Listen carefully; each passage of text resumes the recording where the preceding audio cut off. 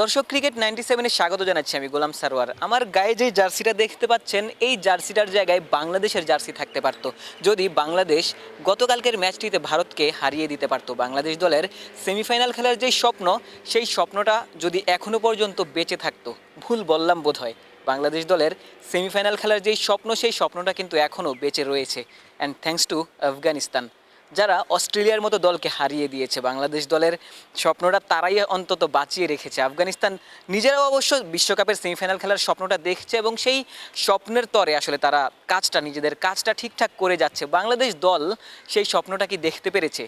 হয়তো দর্শকরা দেখতে পেরেছেন, টাইগার ভক্তরা দেখেছেন। বাংলাদেশ দল সেমিফাইনাল খেলবে, সুপার 8-এ 3টি জয় দিয়ে, গ্রুপ পর্বে 3টি জয় নিয়ে বাংলাদেশ দল সুপার 8-এ উত্তীর্ণ হয়েছিল এবং বাংলাদেশ দলের ভক্ত সমর্থক যারা রয়েছেন, লাখো কোটি টাইগার ভক্ত, তারা কিন্তু স্বপ্ন দেখেছিলেন বাংলাদেশ দল বিশ্বকাপের সেমিফাইনালে উত্তীর্ণ হবে। তবে সেই স্বপ্নটা নাজমুল হোসেন শান্ত, সাকিব আল হাসানরা দেখেছিলেন কিনা সেটা কিন্তু যথেষ্ট প্রশ্নযুক্ত। কারণ তাদের যেই পারফরম্যান্স, তাদের যেই অ্যাপ্রোচ, সেটা কিন্তু আসলে দুটি ম্যাচ অস্ট্রেলিয়া এবং ভারতের বিপক্ষে তাদের শারীরিক ভাষায় কোনোভাবে আসলে বোঝা যায়নি, পরিলক্ষিত হয়নি যে বাংলাদেশ দল সেমিফাইনাল খেলার জন্য, সেমিফাইনালে উত্তীর্ণ হওয়ার জন্য যেই ক্ষুধাটা তাদের পারফরমেন্সে কিন্তু আসলে সেটা পরিলক্ষিত হয়নি। আফগানিস্তানের কথা বলছিলাম, যারা গোটা আসর জুড়েই দুর্দান্ত ক্রিকেট খেলেছে। গ্রুপ পর্বের একটা ম্যাচে নিউজিল্যান্ডকে তারা মাত্র 75 রানেই গুটিয়ে দিয়েছিল, দারুণ একটা জয় তুলে নিয়েছিল। এবং গোটা আসর জুড়েই টি-20 ক্রিকেটটা কী করে খেলতে হয় আফগানিস্তান ক্রিকেট টিম কিন্তু সেটা আসলে দেখিয়ে দিয়েছিল। কী ধরনের ব্যাটিং ইন্টেন্ট, কী ধরনের ব্যাটিং অ্যাপ্রোচ নিয়ে টি-20 খেলতে হয়, গোটা আসর জুড়ে তারা দেখিয়ে দিয়েছে। ওয়েস্ট ইন্ডিজ এবং ইন্ডিয়ার বিপক্ষে কম রানে গুটিয়ে গিয়েছিল বটে, তবে তারা কিন্তু সেই ইন্টেন্টটাই প্রদর্শন করেছে। হয় বড় রান করবো, না হয় কম রানেই গুটিয়ে যাবো, এটাই আসলে টি-20 ক্রিকেটের ইন্টেন্ট হওয়া উচিত।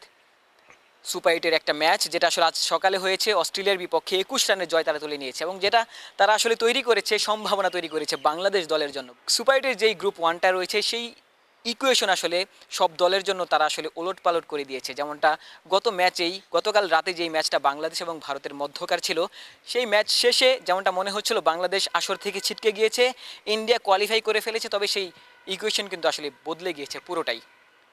ভারত যদি অস্ট্রেলিয়ার বিপক্ষে হেরে যায়, বড় ব্যবধানে হেরে যায়, তারাও কিন্তু আসলে বাদ পড়তে পারে। বাংলাদেশের যেই সম্ভাবনাটুকুর কথা বলছিলাম সেটা আসলে ভারত এবং অস্ট্রেলিয়ার যেই ম্যাচ, সেই ম্যাচের উপর নির্ভর করবে এবং আফগানিস্তানকে বাংলাদেশ দল হারাতে আদৌ পারবে কিনা তার উপর কিন্তু নির্ভর করবে এবং বড় ব্যবধানেও কিন্তু জিততে হবে। তবে বাংলাদেশ দল যে অ্যাপ্রোচে ব্যাটিং করেছে গোটা আসর জুড়েই, গ্রুপ পর্বের যে 4টি ম্যাচ সহযোগী দেশগুলোর সাথেও খেলা ছিল, সেখানে আসলে বাংলাদেশ যেমন অ্যাপ্রোচে ব্যাটিং করেছে, কিংবা সুপার 8-এ ভারত এবং অস্ট্রেলিয়ার বিপক্ষে যেই আসলে অসহায় আত্মসমর্পণ বাংলাদেশের ব্যাটাররা করেছেন, সেই আলোকে কিন্তু বলাই যায় বাংলাদেশের থেকে আফগানিস্তান দলই হয়তো বিশ্বকাপ সেমিফাইনাল খেলার জন্য যোগ্যতম দাবিদার।